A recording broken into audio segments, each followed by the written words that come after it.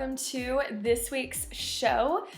Before we get super far into the show, I just wanted to say that, in an effort to get better and to improve, here at Good Enough News, we decided that the best option was to make a name change. Yeah, let's roll the intro again.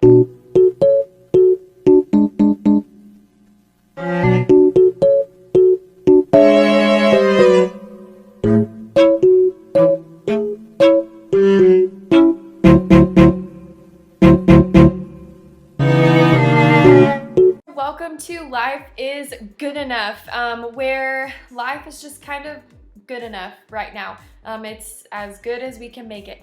The name change just kind of came because if you think about it, the show is really nothing like the news. It's a lot more like a talk show, so we changed the name from Good Enough News to Life is Good Enough, because life is just good enough right now. But hopefully some of you tried some of the suggestions that I gave last week of things that you can do if you are starting to feel anxious or starting to feel worried, or whatever the case may be, or if you're just really bored. If you did, I would love to know what you did. So either comment on my video or just let me know, did you build a puzzle? Did you watch a good movie? Maybe you started watching all the Marvel movies in order. I don't know. If you started that from last week's show and you finished it to this week's show, you probably need to go on a walk or something, because that's a lot of TV at one time. So make sure that you are checking Echo or Google Classroom, whatever the case may be. It is Monday, so your teachers have added a new lesson for you to do, new assignments for you to do. So just make sure that you're looking at Echo for all of that. But I know that your teachers have put in a lot of effort and a lot of time. So please look at those. They've tried their best to make them as easy for you as possible to follow and understand. But if you don't understand, ask them a question, because they would love to help you. We all need people to survive, and even if you say that you are very much an introverted person where you don't really need to be around people, that's a lie, because you do need to be around people, even if it's just little doses of people every now and then. But we all need people to survive, especially during this time of quarantine and social distancing.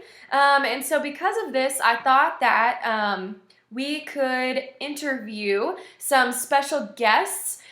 Today we just have one guest, but I'm super excited. So if you will all give a round of applause and a welcome to this year's People's Choice Award 6th grade Teacher of the Year, Miss Steele. Okay, well, thank you so much for joining us, Miss Steele, on Life is Good Enough.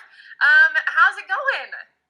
Good. I'm so happy to be here or there or here and there. I'm joining you from my home in downtown New Braunfels, and yeah, I would say that just like the title of your show, life has just been good enough. Good. Well, can you kind of tell us what you have been up to? What's like a daily schedule of a science teacher during quarantine or social distancing? Yeah, it definitely took me a while to get into a routine. I think at first that was the hardest part. But I have been trying to keep the week as normal and structured. So I get up and take my dog for a run. I think you can see her she's camouflaged, but she's sleeping. Take her for a run, come home, make breakfast, have coffee, and then I try to dedicate a couple hours to school stuff.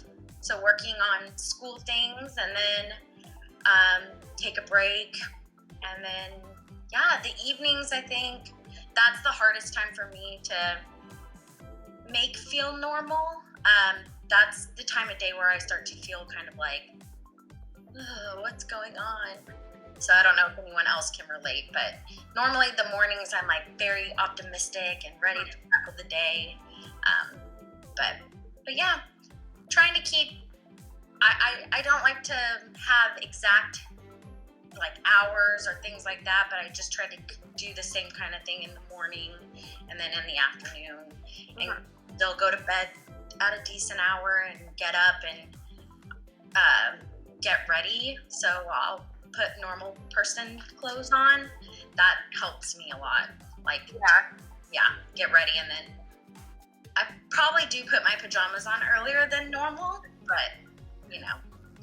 Yeah, it happens. I think I've spent a few days in my pajamas more than I probably should, but life is different now, so I think it's okay to do that. It certainly is. I think, having grace and giving yourself permission to let every day be a little different is good to do. So I've asked this question during some of my office hours, so I'm just going to ask you. When you find yourself kind of bored or like you've done the same thing every day, or maybe you feel like you've stared at the same wall for like 4 hours, what's something that you do to kind of combat your boredom? That's a really good question because so I live in a little historic home, and I literally have like 4 walls, so I find myself in that situation a lot.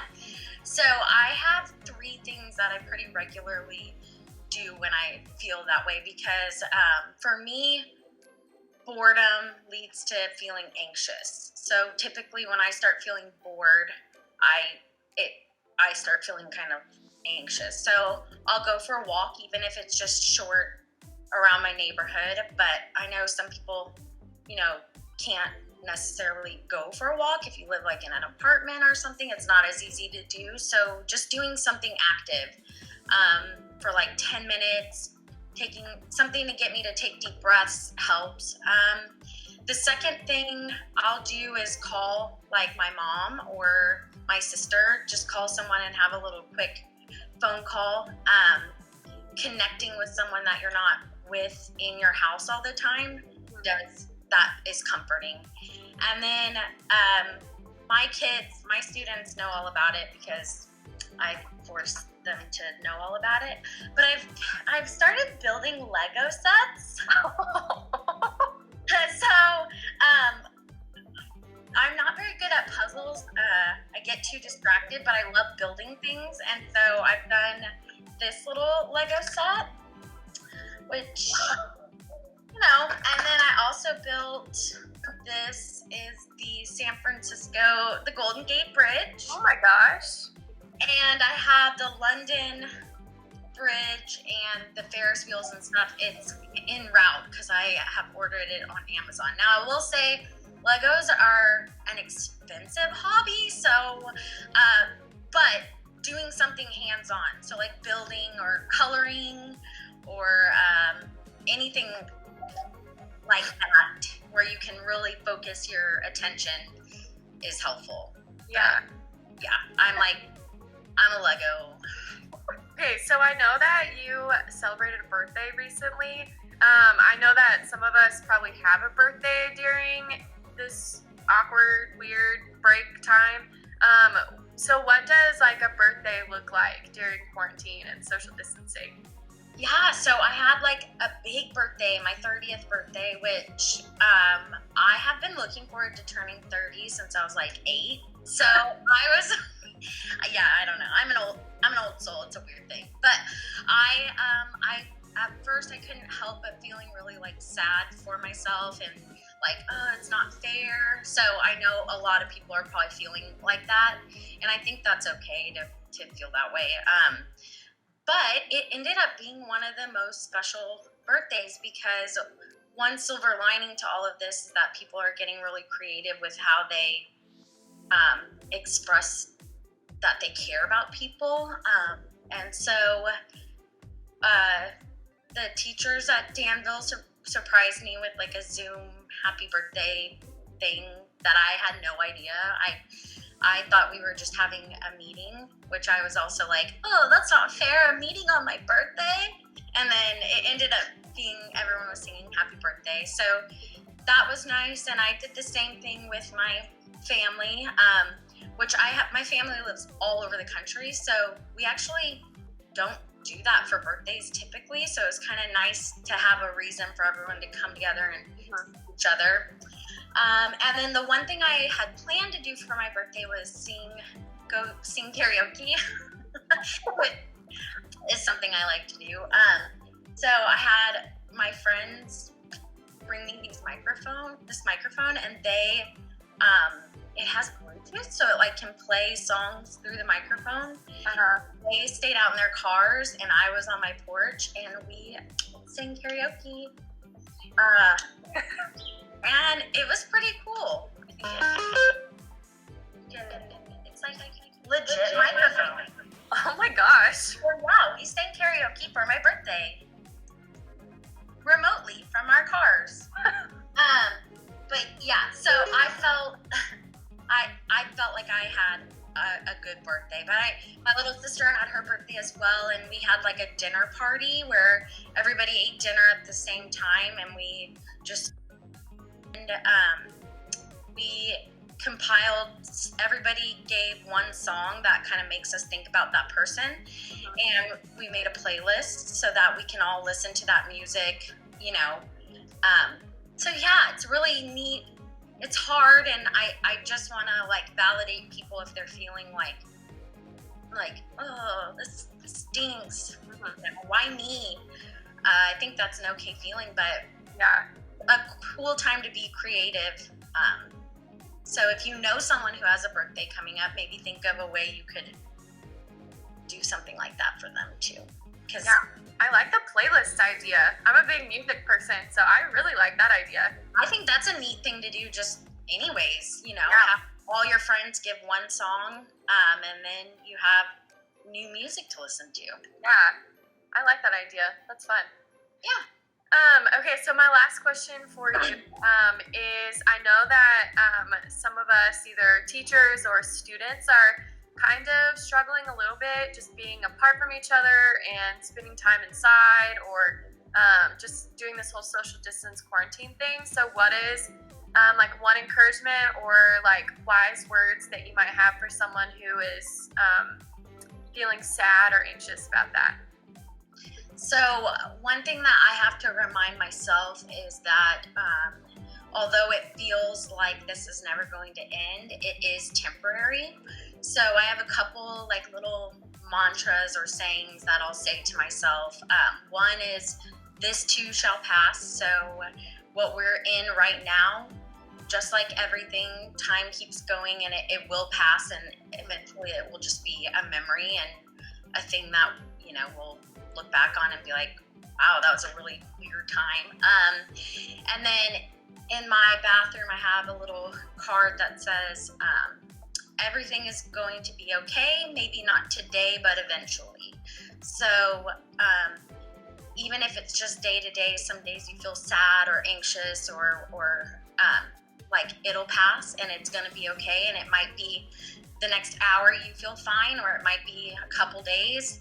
And then big picture, like all of this is going to pass, and everything will get better and be fine. And it's a nice reminder to me that everyone is doing this right now. So I know that like when I was in middle school, I used to really worry about what my friends were doing, and like that weird left out feeling or FOMO. Oh, yeah. I remember having that like just like an intolerable amount of that feeling in middle school, and like luckily right now like everyone is at home, so just remind yourself that we're all doing this, and it'll pass and everything's gonna be okay. Yeah, that is, oh, man, that encouraged me. Well, thank you so much for joining us today at Life is Good. I hope that some of your students are watching this too. I hope mine are watching it, and not just teachers and their parents, but my actual students. So I hope that we can reach 6th grade land, and some of your 6th graders can see that you're alive and you're okay. Yeah, I will. You know, I told you I'm gonna hype this up. I love this. It's a good way to get connected, and then share how we're feeling with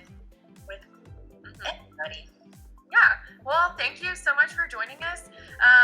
That is all the questions I have for us today. So we're just going to sign off now. Bye. Bye. So since last week, we have gained quite the number of sponsors to sponsor this very accredited TV show.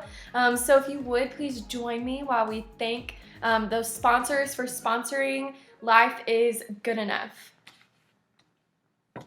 Thank you, the game of Catan, for teaching me trading strategy skills I can use at HEB. Yes, I'll trade you some apples for a roll of toilet paper.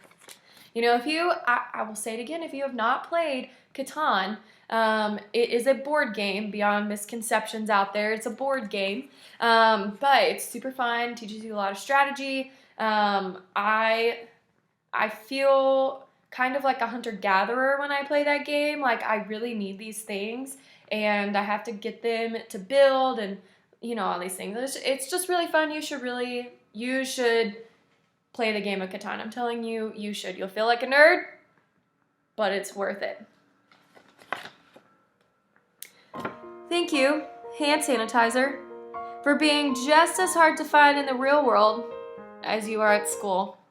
You know, I think in the month of January, I think I had about 20, 25 emails in my inbox, mass emails sent to all the teachers asking if anyone had any extra hand sanitizer and extra Lysol wipes. Like, you think it's hard to find it in the real world? Like, I didn't have hand sanitizer in my classroom since like November.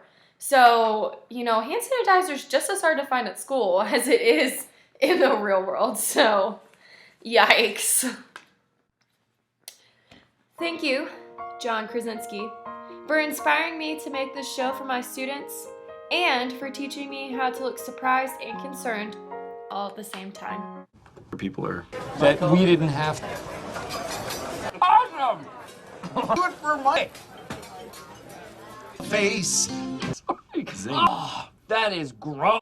Well, that is all the time that we have here at Life is Good Enough.